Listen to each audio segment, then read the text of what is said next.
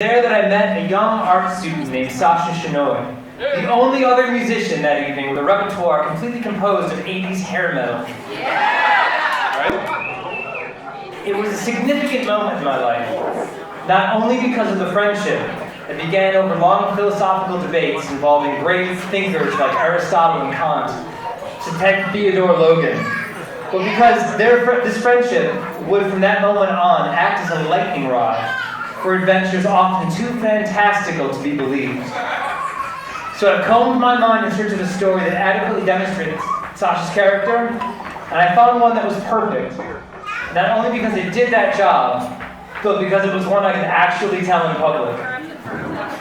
On Valentine's Day 2004, Sasha and I formed what is now recalled, at least by me, as the most amazing glam rock cover band in the history of Syracuse University.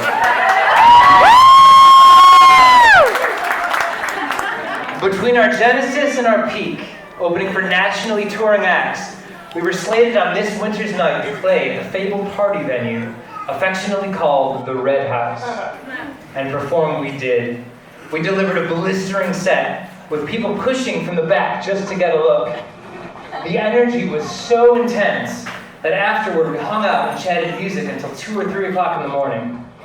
We not only lost track of time, but we lost track of our bass player, who had absconded with our ride, a car containing our cell phones, wallets, street clothes, and most importantly, our winter coats. Because mind you, this is February in Syracuse.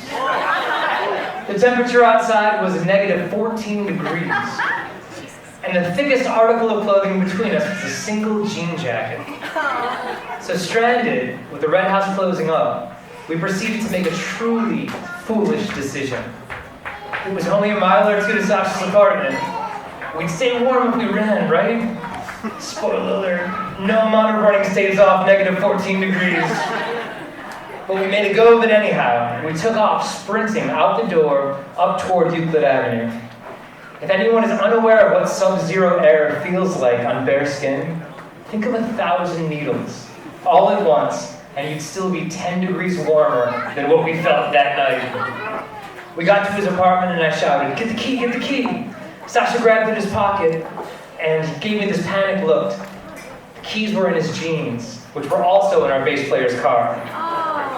So we ran around the block to our manager's apartment, which was in an old, barely insulated house with thankfully a front door that didn't lock. We walked up a short flight of stairs and banged on her door to no avail. Neither she nor her neighbors answered, so we put our backs against the wood for what little heat that was spared and waited out the entire night. Now this story is significant for 2 reasons. One, it was the evening when our friendship turned into an unbreakable bond, when our penchant for philosophy was tested by our very mortality. We spent the night discussing everything, looking at life through the eyes of 2 people who've seen the edge. And I truly believe that Sasha is the only friend whom I could have spent that evening with, shivering but in stitches, laughing at ourselves. At the fact that given the choice between being cozy and having a story to tell, we'd always choose the story.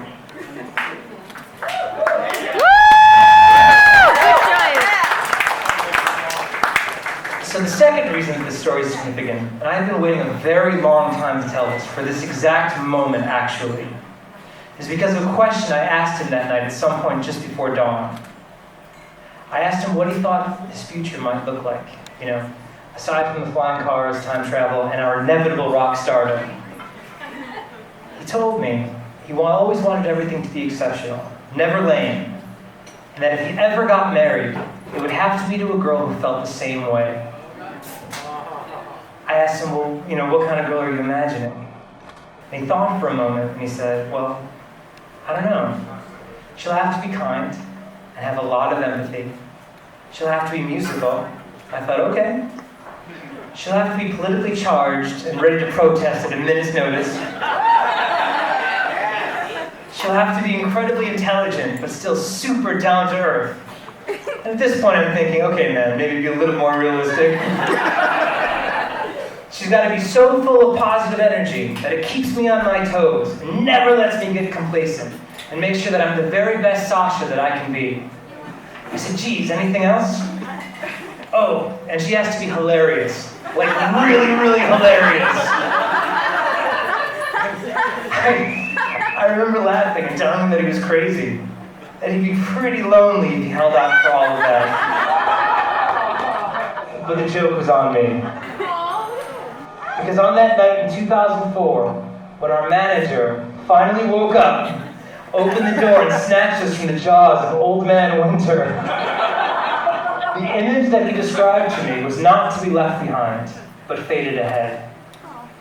See, I've been hearing about Cathy longer than anyone in Sasha's life. Longer than he even knew she existed. And it's moving to me to see that he found what he was searching for, as described to me on that freezing, still night in upstate New York. So it's my honor to stand here, on the warmer side of 2 decades, and ask that we raise our glasses, not only to this amazing friendship, not only to unbreakable bonds, old and new, but to my friend Sasha and his beautiful wife Cathy on their wedding day, and to love that gets us through the coldest nights. Cheers.